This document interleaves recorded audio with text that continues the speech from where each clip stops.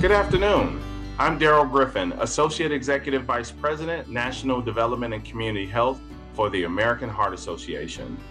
The American Heart Association understands that Black men experience poor health outcomes and shorter lifespans, due in large measure to disparities in the social and economic drivers of health, or social determinants of health.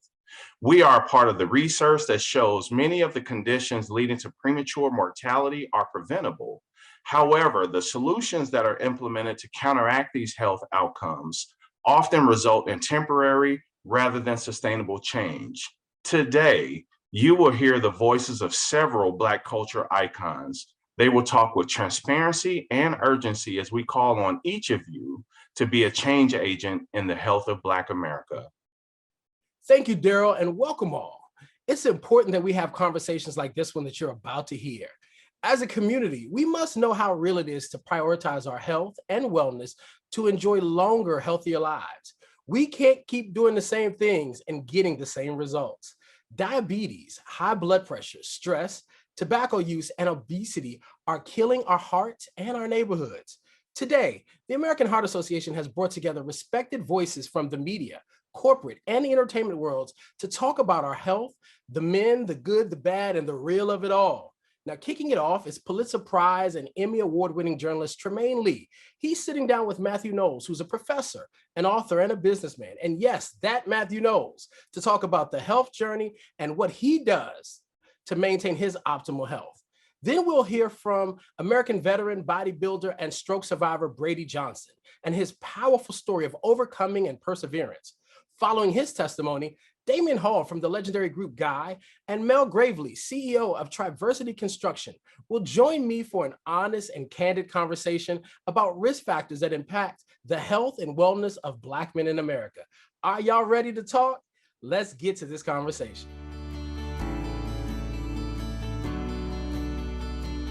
Mr. Knowles, thank you so much for sitting down with me today. Well, Tremaine, I am really excited about just having a conversation and talking about health and wellness and how can we make an impact. Mr. Knowles, thank you so much for joining us. We really appreciate it. As Black men in America, we understand the external forces that pose a danger to our lives and our health, but there are also internal forces that we have to reckon with, sometimes because of those external forces. I'd love to hear more about your personal health journey. Tell us a little more.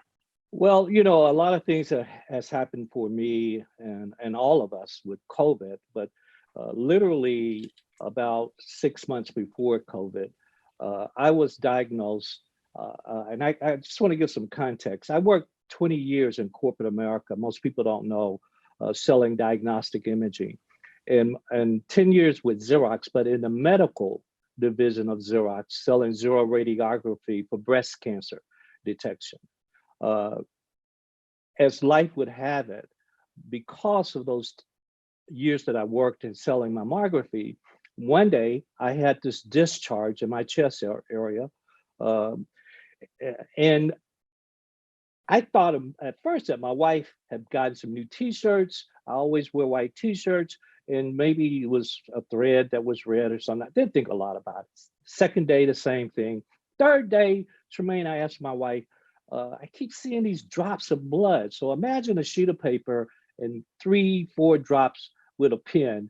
Was that small amount of dots. And she said, you know, when I clean the sheets, I'm beginning to see on your side of the bed these dots of blood.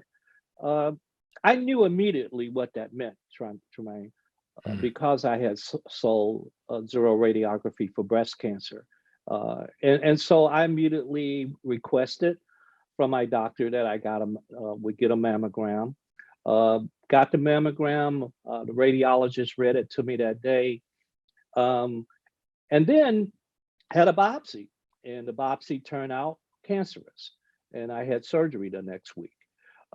So I had to change my lifestyle tremendously when I was diagnosed. Breast cancer, I like to change the messaging for men and say male chest cancer, just a messaging thing that I think is important. But I had to make a complete lifestyle change. But there was a second phase to this, and that was finding out genetically that I was BRCA2 genetically mutated, which means for for men, that I have a higher risk of prostate cancer, melanoma, pancreatic cancer, and male chest cancer.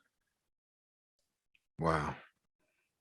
How did you wrestle with that diagnosis? I mean, that's a lot. Obviously, as men, sometimes we have a lot of pride, right? We don't like to open up and be vulnerable. But getting that kind of diagnosis, it's less than 1% of men in this country, get breast cancer. How did you wrestle with that? Well, I first of all, in 1980, when I started selling mammography equipment, it was less than 1% of men. I say that because that less than 1%, I don't think is even close to accurate. I think a lot of it has to do with the embarrassment that men have about coming out, which is one of the reasons why I say male chest cancer. Because when I touch this area of my body, I touch my chest. And for men, as you know, we feel differently about that, and respectfully towards women also. So I think a lot of it has to do with just also awareness, understanding genetics, which I'm working with the University of Washington in this genetic research right now. And it's not only for cancer, but also for cardiovascular disease, that we are preconditioned, predisposed of these genetic malfunctions. And most of us don't know it.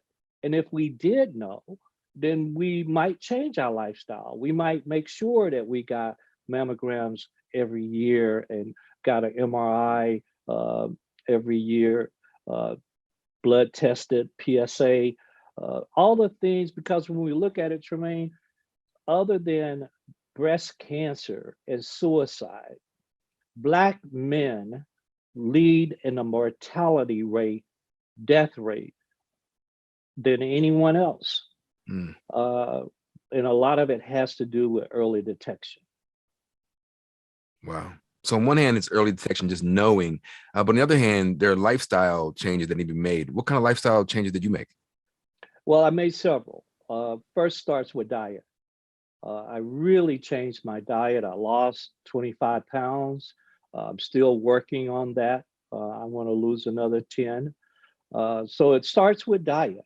I eat a lot of fruit, a lot of vegetable, very little meat. And when I do, it's chicken and fish. Reduce my alcohol consumption. Occasionally I'll do a champagne toast, but to zero. Other than that, had gotten up to 2 miles a day in jogging, but just recently, 4 months ago, had a knee replacement. As now I'm more aware of self-care and self-love, I got my just a nagging injury that I just never took care of. And we'll be getting a second knee replacement next year. But it's for me, a complete lifestyle change. But more importantly now, Tremaine, I always say, people ask me, what are you working on? And I say happiness. I work on happiness today. I got the awards, the achievements, the accomplishments for not only me, but my family and others in the entertainment industry. But I look out the window now and I pause just to find happiness, and I have. And that relieves me of a lot of stress when I can also emotionally just have happiness and joy in life. I look at trees, I look at the water, I look at things I never looked at before, or I never stopped to even pay attention. Is it that you didn't have the time, wherewithal, or just wasn't that sense of urgency where now, post diagnosis, you see life differently, but before, what was going on? Yeah, you said it exactly right. We tend to, especially as men, we tend to focus on accomplishments and wanting to achieve more and more, and not make the time for ourselves.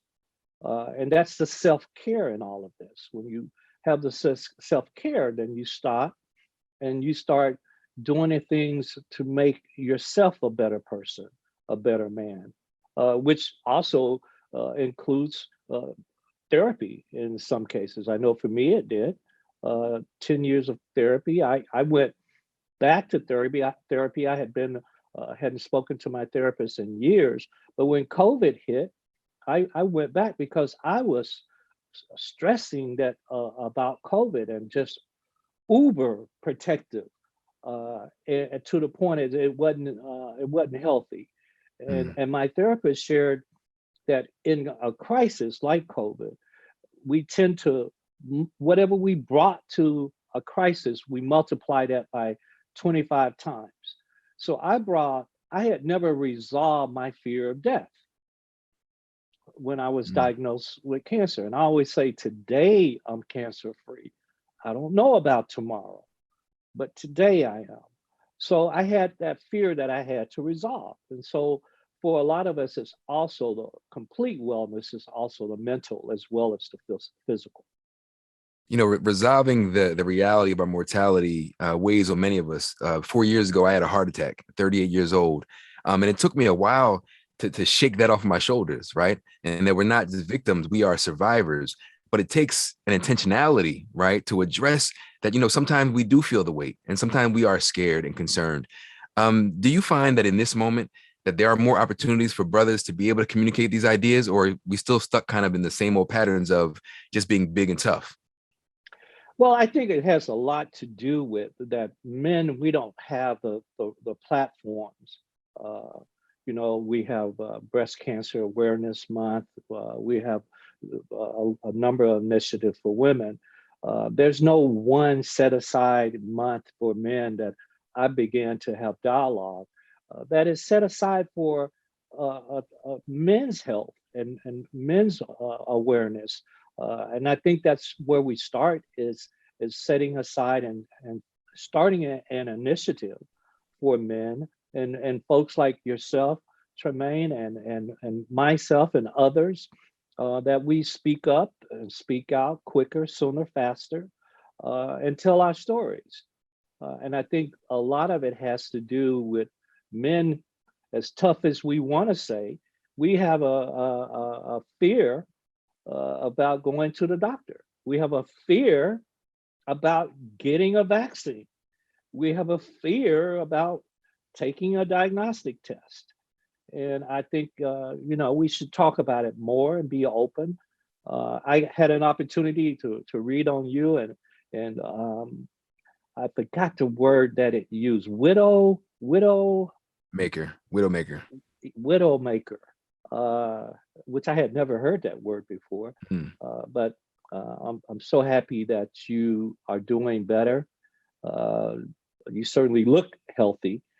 So I Thank you. hope you are feeling better. Thank you, sir. You know, it took a, being a journalist and a national correspondent, running around the country, eating late, drinking, the stress, right? And then also bearing witness as Black people in this country, but also as a Black journalist, bearing witness to the many ways in which we die, the many ways in which it's the stress, the racial trauma, the police violence, and community violence. I think we need to do a better job of unpacking some of that, because sometimes I think we take a piece of it, we'll sit it here, we'll sit it here, we'll sit it here, right? Without properly, slicing off manageable pieces of it.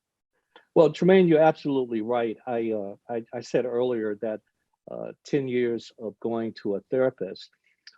I grew up in a little small town, Gaston, Alabama. My mother went to high school with Coretta King and Andrew Young's wife, I'm sorry, in Marion, Alabama. And when she moved to Gaston, she took up the torch of integration and desegregation. I never went to a Black school, and I will turn 70 years old in January. So we're talking in the 50s. And that was a tremendous amount of weight and burden. And I had to go to therapy for 10 years because of racial trauma. It's real racial trauma. Most people don't stop to think about the impact of it, but it's real. And I almost unraveled because of the insecurity. I was made to feel less than, always wanting to achieve and accomplish. which put me down a spiral at a point in my life. So again, I am just very happy with my life and my family's life. And if I have an opportunity by just being vulnerable, the word you used earlier, because in my vulnerability lies my safety. And if I can be vulnerable and share my experiences, the good and the bad, and help another fellow man or woman, especially a fellow Black man or woman, then I want to be that vessel. I want to be the person to be open about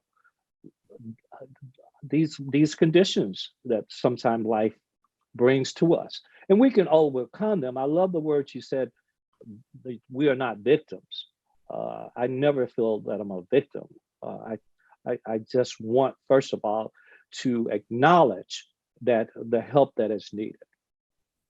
Have there been moments along your journey where you've been able to pass those gems along to someone else and saw it like actually motivate them, change them in any meaningful way?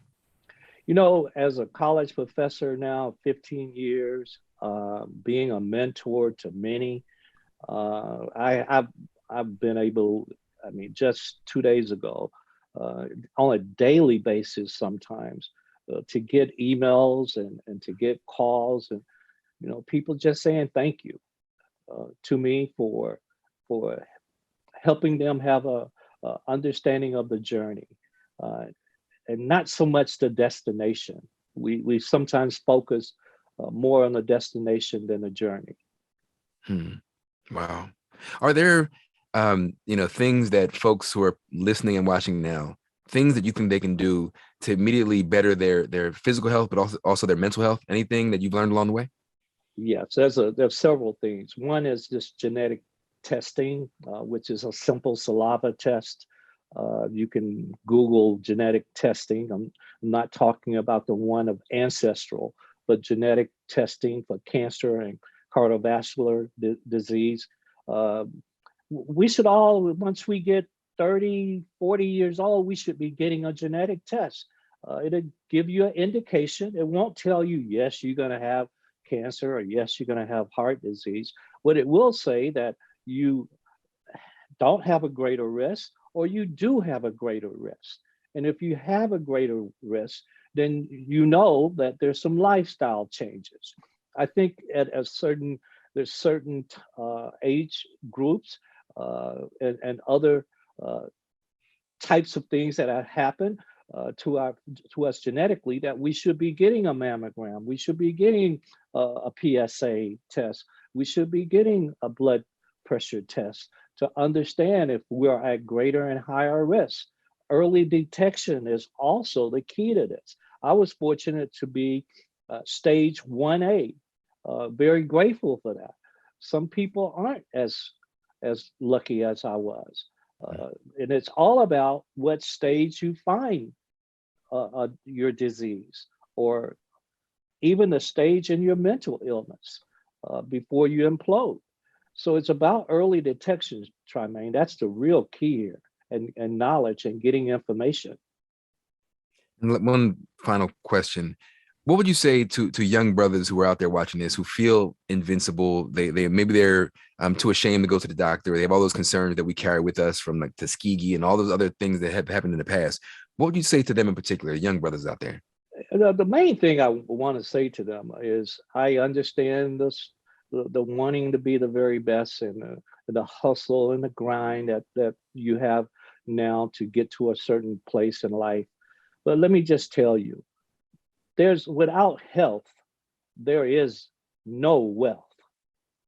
So I always remind myself, I remember when I was selling MRI units at MD Anderson in Houston, and they had a sheik next to a person that was in poverty. And they both had the similar type of medical condition. It doesn't look at color, it doesn't look at age, it doesn't look at wealth, it doesn't look at any of that. But you have an opportunity by simply taking an hour or two out of your life to kind of understand once a year, where am I? That's what smart people do, right? They want to know, where am I, and put a plan in place. So that's what I would say to young people. And by the way, I'm proud of young people, and I'm proud, especially in the Black Lives Matter movement, how youth really use technology and did it a different way than we did. So I want to say that as well. Mr. Knowles, I want to thank you for your time, your words of wisdom, and I wish you nothing but the best health moving forward. Unfortunately, this is the end of our time, but the American Heart Association will be hosting conversations just like this to help ensure that everyone has access to long, healthy lives. Mr. Knowles, thank you so much. Hello, my name is Brady Johnson, and I survived. I had a massive stroke when I was 31 years old. I did not have a doctor.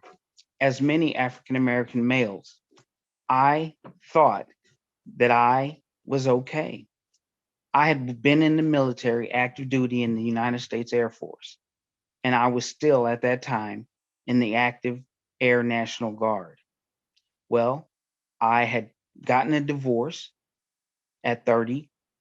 At 30, I had also transferred into Illinois from Kentucky Air National Guard. At 30, I had gotten the opportunity to move.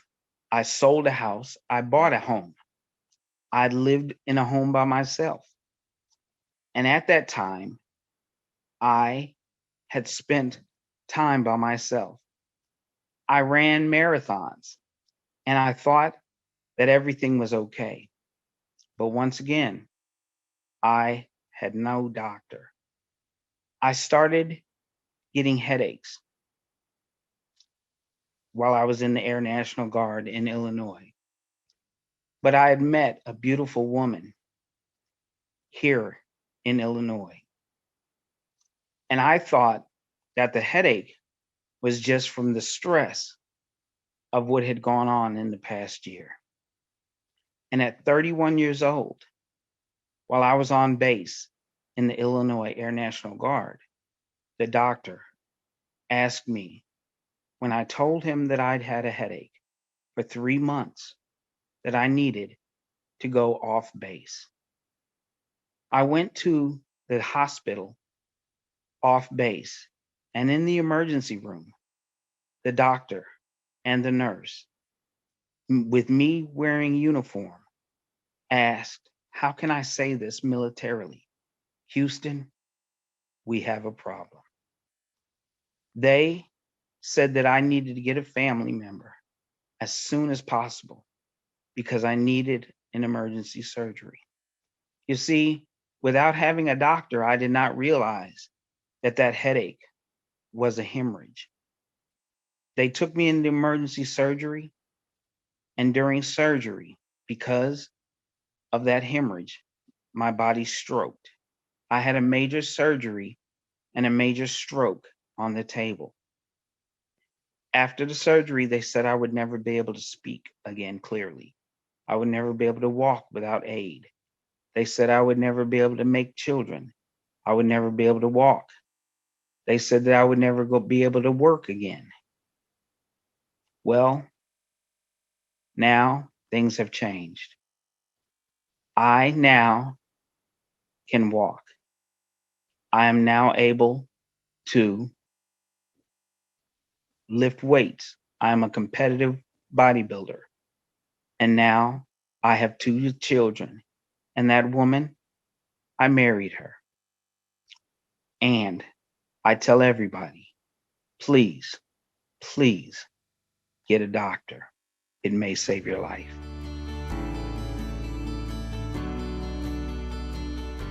How long will you target me? I mean, most of your friends have been banned, yet you still seek minorities. I don't get it.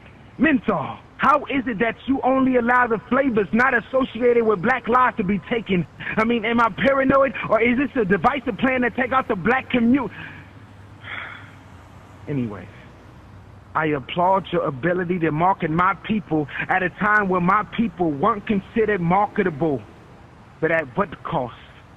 Your strategy seems to be counterproductive. Although you gave money to community groups and political causes, your infiltration methods have also produced more black coffins. How many of the black youth are forced to see what's left of their parents' carcass?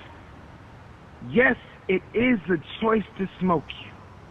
But at what point does a choice become predetermination? You have pumped my community with advertisement and flavors, advertisement and flavors, advertisement and flavors. Your aggressive campaigning has led to generation on generation of learned behavior. Your targeting systems have locked solely onto my father, my mother, my sister, my brother, me. Can't you see the ever in your ways, but is it ever when it's done intentionally? In 1953, 5% of blacks who smoked consumed you, triple that. 1968, 14% consumed you, triple that. 1976, 42% consumed you. Now in the 2000s, 80% of blacks who smoke abuse you. Our death rates rise with your profits. And there is too much money to be made to stop it. Why should I hope to see change? You have created for us a new form of change, bondage, limited choices, a predetermined health condition, a cage. Your actions are Judas. You befriended me to infiltrate my core disguised as feel good and relief. I finally stepped out of cause and seen the effects of how abusive you really are. I'm glad that I let you know about yourself. Because if we were really cool, you would let me go. But we're not. So, how long will you target me?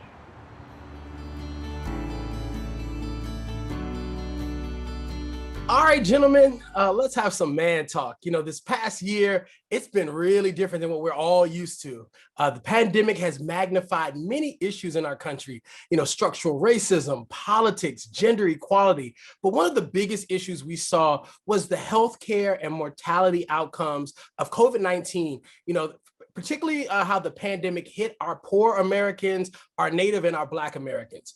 How do you feel that living as a Black man has and will affect your physical and mental health, both during the pandemic, pre-pandemic, and post-pandemic? Damon, I'm gonna start with you because, you know, surviving in the pandemic as somebody in the music industry had to be really tough. Well, you know, during the pandemic, you know, it kind of shifted. The whole momentum of business shifted, and music became really unknown to us because we didn't know what was going to be happening. They shut down all of the venues. A lot of things changed. Everybody was like, how are we going to make money? And mentally, it started messing with a lot of artists. You know what I mean? They was like, how are we going to make our money? What are we going to do? Usually during this time, we are out there really doing something major. So what I've done was I went online like everybody else and was started to talk to my audience more directly and letting them understand what I am doing and that I am still here for them. And it became a whole different dynamic because of what was happening, right? And then you say, before the pandemic, of course, everybody was all happy and everybody was moving the way that they want to move. When that pandemic happened, it halted. Everything ceased and everybody was like, what? Okay, what are we gonna do? Streaming. Streaming started happening. But in the midst of streaming, before that happened, we had your family staying at home. You had your wife, your loved one. You couldn't go see anybody. You didn't know what to do. So the stress, you had to deal with stress. You had to deal with the mental change that you had to go through. And how are you going to still be that artist and maintain that connection with your audience? It was quite difficult for a lot of times for me. And then, you know, I started being able to navigate through it, because you can't say post-pandemic, right? Because we are still in the pandemic. We are still trying to figure out what is going on. How are we going to make this? And during that pandemic time, a lot of people got stressed out. I mean, you got your kids, they got lonely. They didn't know how to deal. You had to deal with that on a whole different level. You had to deal with what your wife or your girlfriend would do when you was at work. Now you're seeing all that stuff in your face and becomes more of a stress for yourself, right? Because, you know, we're not used to being home 24 hours a day in front of your child, in front of your loved one, your wife, your girlfriend, as I say. You're not used to that, and still trying to be yourself, still trying to be Damian Hall. It was extremely stressful, and it kind of affected me even physically, right? I began to feel tired at times, tired when I'm usually not tired. I got so much energy. And then certain things started happening to me. I was working out, so I can't leave the house. So let me work out inside the garage. I started working out, and then I got dizzy. And I never forget this. I got dizzy, and I was like, wow, I feel like I want to pass out. You know what I mean? And then I put the weights down, and I went to the hospital, and they said I had blood clots. Wow. So, you know, I went, and the blood clots went to the heart and then went to the lung. So 75% blood clots was in my left lung and 75% was in my right lung. But I did not stay in the ICU. God showed up for me. You know what I'm saying? He showed up, and I was capable of still maintaining, but I had to change my way of how I work, of how I move, what I do, you know, what I eat. And so it was more on that level for me, where I was already healthy. For people that know me, I do something called 50 and Fit, where I teach people what to eat, how to work out, what to do. Leave the stress alone, because we don't know how to really, truly express ourselves, right? When we're sick, us as men, especially Black men, we don't really want to go to the doctor. We don't want to get checked up. So, you know, it allowed me to really open up more so in myself, because I'm like, look, I'm 53 years old, I'm vibrant, but things happen even indirectly when your mental state is changed. When things get turned around, you get turned around, you don't even know it. So I thank God that he allowed me to be able to navigate and speak to people in different ways. I'm a talker anyway, to speak to people in different ways, and to allow myself to open up to them, for them to open up to me, and for me to know how to relate to my fans and my people in the midst of this pandemic. That was good stuff, Damien. You know, it's funny because you talking about that mental change and us trying to process the change in the climate and in the world and in our environment. And I think former First Lady Michelle Obama freed so many of us when she described herself as having low-grade depression. I think that's what so many of us, whether you're in the creative community, the executive community, no matter where you were and you were dealing with this sluggishness, this fatigue, this mental strain of the world just being different, and it was nothing we can control about it. She freed so many of us by saying that. And it feels like that really encapsulated a lot of what you survived. And I love that you said, you know, when you went to the hospital, God showed up for you. I think it was the good gospel singer, Dottie Peoples, that said he's an on-time God. And I'm glad he was right on time for you. Now, Mel, you know, I know you can relate to so much of this, because as a top executive, you had to, you know, steer through the regular microaggressions and all the things that you battle at a corporate level. But during the pandemic, you did it from home, man. What was your challenges like, and what was pandemic like for you as an executive? Yeah, I liken it to, it was everything that it was for everyone else in the pandemic, plus the issues specifically speaking to race, and to watch the social unrest, to live through the multiple shootings and the responses, to hear the rhetoric, to see how COVID was playing out so differently in different communities. It just brought everything that I had been probably managing pretty well throughout my life. It brought it all back up rushing, right? So I'm dealing with all of the stressors around managing a business, quite honestly, in chaos. I mean, we had no idea what was going on. And I think Damien said it so well. No one knew. We had never lived through this before. But on top of that was the emotional strain around everything else going on in the world related directly to race and directly at Black people. And I'll tell you, I'm a solutions guy. I try to move as quickly as I can to solutions and community with my friends. And so we started talking about what we could do, not what we could do necessarily out in the world, but what we could do to make ourselves whole, keep ourselves whole. And so what we made commitments around was we were going to go to the doctor, even in the midst of COVID, we were going to continue to keep up our appointments, because what we didn't want to happen is something to sneak up on us: high blood pressure, diabetes, any of the other things. We were watching our weight. So that was number one. Number two, quite honestly, COVID gave me a blessing because it gave me more time at home. And I was blessed enough to have a treadmill in my home. And so I wore that bad boy out. I mean, I would be in meetings that were Zoom and on the treadmill. I would do 2 or 3 workouts a day. And so trying to take back control, but it was draining, it was tiring. But I lost close to 20 pounds during COVID because I was so micro focused on trying to respond to how I was feeling, John. And so that's what I would say to you, that's how it felt, this extra layer of pressure on top of the pressure the whole world was feeling at that time.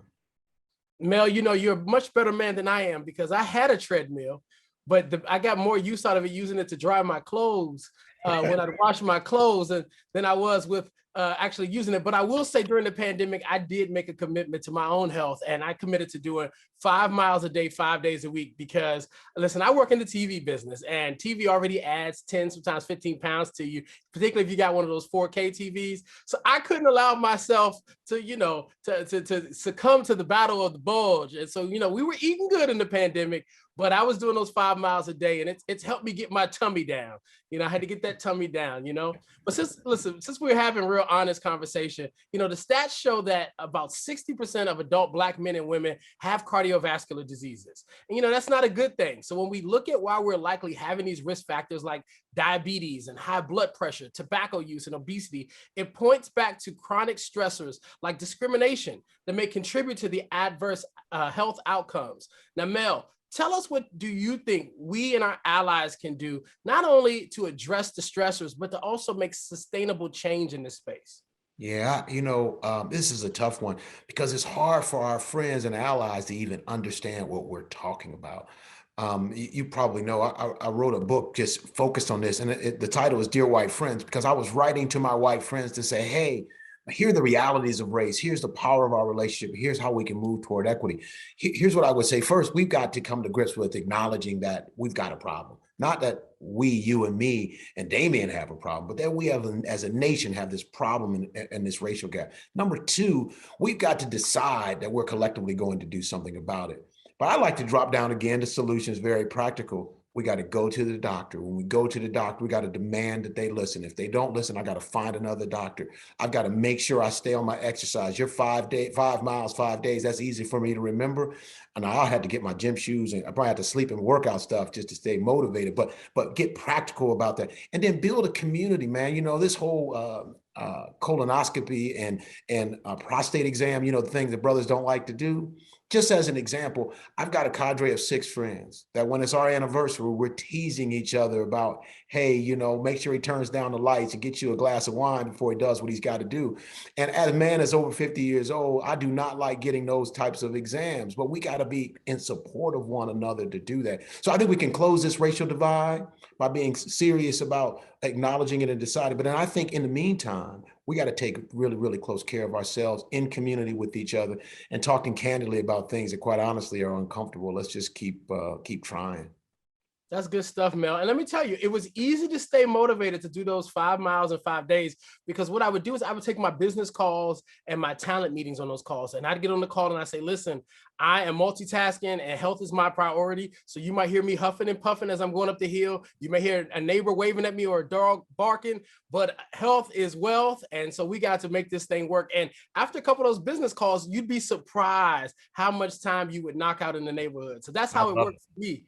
Yeah. But I'm gonna tell you, Mel, I'm really interested in your book, Dear White Friend. I like the show on Netflix, Dear White People. This sounds like it could be a good spinoff in addition to being a good read.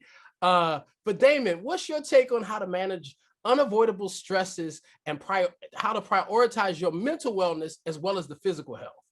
Well, I mean, the most important thing is to remain in prayer, right? I mean, I wake up in the morning and I make sure that I take my time to give notice to God and really pray for myself and pray for the people that are around me, most importantly, because mindset, the change of mindset is so important, because we do not, like Mel said, it's very hard for us as men to come together and say, yo, I'm not feeling good.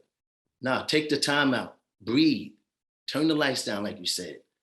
Take a moment to understand what it really is. I teach something, I say, look in the mirror. And when you look in that mirror, truly see yourself and know what it is you can do and cannot do. And the things you can do that you know benefit you, share with somebody else and tell them to share it with somebody else, because health is so important. Wake up in the morning, go downstairs, get your greens. I do a shake, right?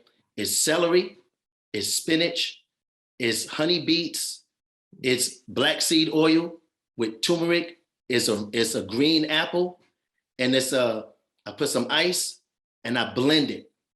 And I drink that every morning.